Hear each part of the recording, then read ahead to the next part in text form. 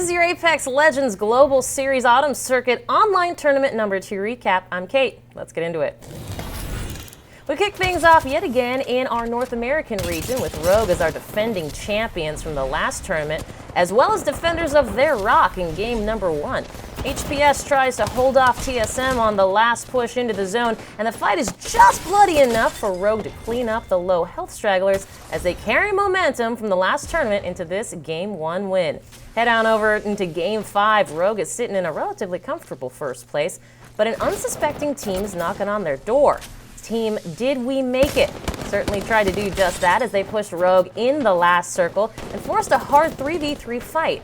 They kill Rogue to solidify a massive 23 kill game that puts them in the potential running to win the tournament all up.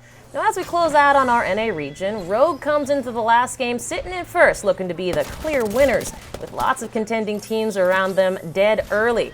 However, Rogue ends up going down in the 5th place, which paves the way, potentially, for DidWeMakeIt. They end up securing a 7-kill win, which actually puts them 1 single point above Rogue to win the tournament. Just for the record, DidWeMakeIt started Game 5 at 17th place and came back through all of that. I think it's safe to say they made it. Now we hop on down to our South American region with Loto Gaming bringing the pain in Game 2's Harvester ending. Most of the teams are trying their hardest just to survive on the edge of the circle, while Loto Gaming is just putting down shots at anything that moves. They win Game 2 cleanly with 18 kills.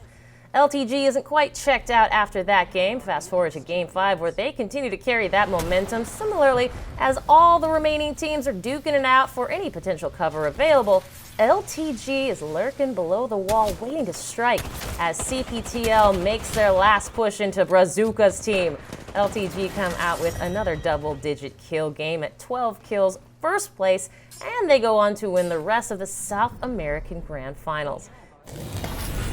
Then we jump into our European region, where the Frenchmen are off to a hot start in Lava City. La Cité de France, coming off a 2nd place finish in the first game, find themselves in a great low ground position to win. With all the teams piling on top of each other as they jump down to their final zone, LCDF holds their ground in the zone and finishes the rest of the teams off for a 10-kill victory in game number 2. Now over to game number 3, featuring a pretty cheeky play from Matafe and crew as he uses his Wraith Portal to block the doors from Dead Inside's building, hoping he can make them live up to their name.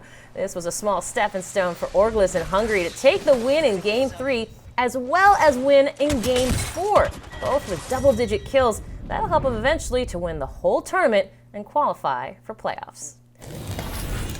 Now the MEA region came bringing absolute heat. We saw several high kill games out of a couple teams, but the one that stood out was Fenerbahce. In game 3 on World's Edge, they posted a massive 25-point kill. That's right, 25 kills, everybody. That wins them the round. Now that kill total might be the highest one we've ever seen in an ALGS tournament grand final yet. Fenerbahce certainly set themselves apart from most of the pack with that game and a 2nd place with 12 kills being their 2 standout games. They ended up winning the entire tournament with a 13-point lead from 2nd place team HLDC. An absolutely insane performance. We fly on now to our overseas tournaments, starting off with APAC North region, which was nothing short of a complete slatra, as Bloodhound would say. Crazy Raccoons were the talk of the tournament, coming in with 87 total points.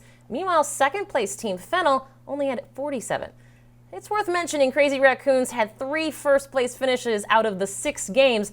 Each one had double-digit kills. An impressive hunt indeed from Crazy Raccoons.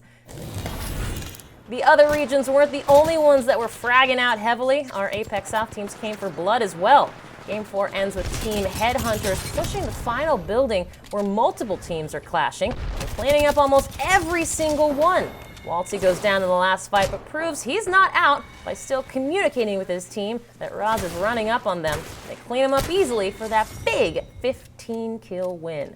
Now immediately jumping into Game 5, we got Myth Team 2 using the Revenant and Bloodhound ultimates to hunt some heads as they push Headhunters out of the game at 14th place after winning the previous match. Later on in Zone 6, they drop from their ultimate height as the remaining teams are just fighting to stay alive and come in with an easy cleanup on their sister team Myth T1 and Invictus Gaming. This was a big boon to helping them win the second APAC South Autumn Circuit. Remember to keep up with all things Apex Legends. Head over to Twitter at @PlayApex.